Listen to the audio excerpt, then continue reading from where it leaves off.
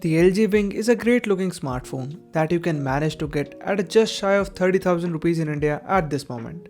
But is this a practical device and overall a good phone for someone wanting to buy a new device in 2021?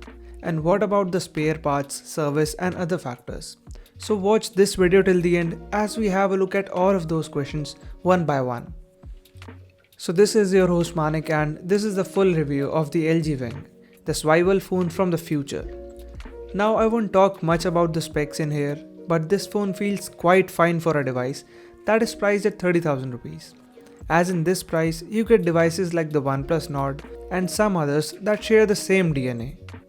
But if I start with the design and build quality, well, every time I pick up this device, I can remember the fact that LG is going to shut down the smartphone division, but also the fact that this device looks great overall and feels really solidly built with all the premium materials that you generally see on a flagship device.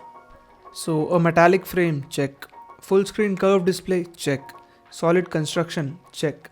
And all this adds up to the fact that it is sadly one of the heaviest and a great feeling device in hand. And none of the devices you see in 30k price will check all of these boxes. And the weight balance is something I have gotten used to after almost a week of usage, though it does feel a bit heavy than a normal device. So full marks to LG in the build quality part, and that dual display is a crazy concept which feels durable at the moment, and LG says that it can last for 2 lakh cycles, which is quite a bit, but a moving part can always fail, so use it gently and only when needed. And if I talk about the warranty part, well, LG has committed to give standard 1 year of warranty and 5 years of service, which should change nothing as such, but in this case you will have to take a leap of faith and trust the brand. If you cannot, well, stay away or buy at your own risk. Now about the display quality, well, the device looks quite good overall and gets enough bright. The upper display is a 6.8-inch POLED display and the smaller one is a 3.4-inch GOLED.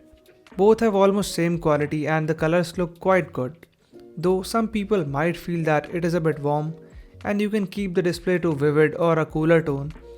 Also, you won't find any high refresh rate or crazy stuff like that, so not the best for gamers as such, but it will do the job. About the cameras now, and this has a really versatile camera setup, so no crazy 2 megapixel crap here. The front camera here is a 32 megapixel pop-up camera which gives quite good results in daylight with good color accuracy. We have a 48 megapixel primary sensor on the back with a 12 megapixel wide and a 13 megapixel ultra wide sensor. And the back camera can take some decent shots in daylight, but falls really short in the darker scenarios. So here are some of the camera samples to give you guys a quick idea about the camera quality of this device. And even in artificial lighting, this performs quite nicely. Though the details in images are a bit less than I would have liked, but overall it is really fine and the camera quality is good. There are some camera modes available and you can even get a full manual mode with all the controls. One more interesting thing in the camera is this gimbal mode, and that does look like a neat gimmick.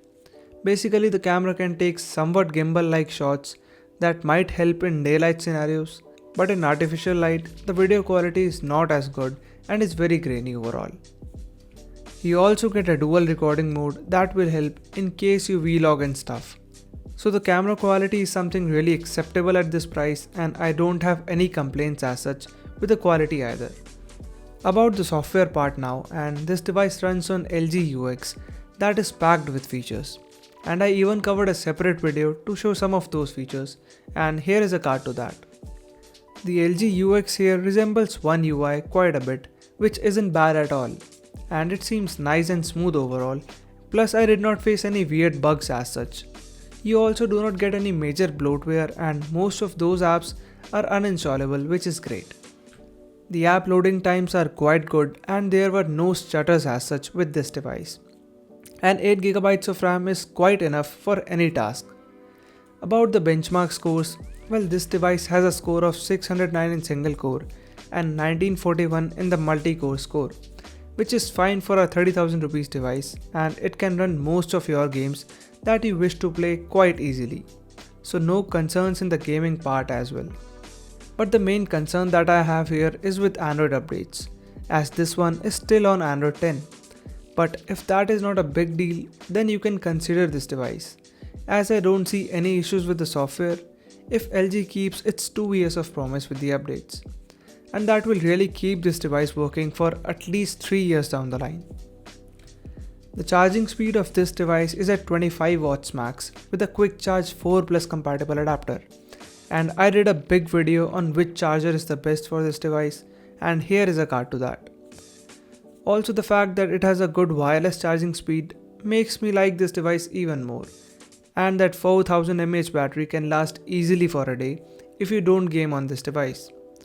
And I got almost 5 to 5.5 hours of screen on time, which is not the best you will see and can be improved with updates.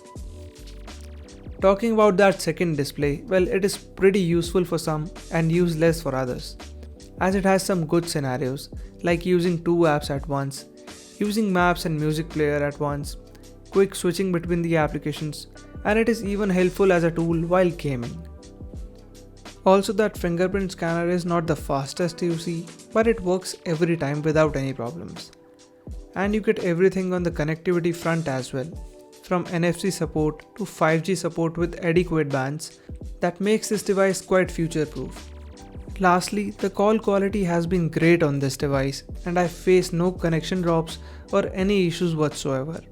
And the speaker output is fine too, not great, but it's passable nonetheless. Overall, I would say that it is a pretty good device to buy under 30,000 rupees price in India, and you can definitely consider it, but there are following things that you should keep in mind. First, the device feels a bit on the heavier side. Second, the software updates will not be on time, and we are yet to see a major update on this device. And the last one, the third-party hardware support will be really less for this device. And these are the only main cons that I found with this device overall. But other than these small issues, I am really impressed with this device, and it is one of the most premium looking devices that you can get in 2021 at this price point. And that's it. So if you end up liking this video, do press that thumbs up button and subscribe to the channel for more things tech. So I'll see you in the next one.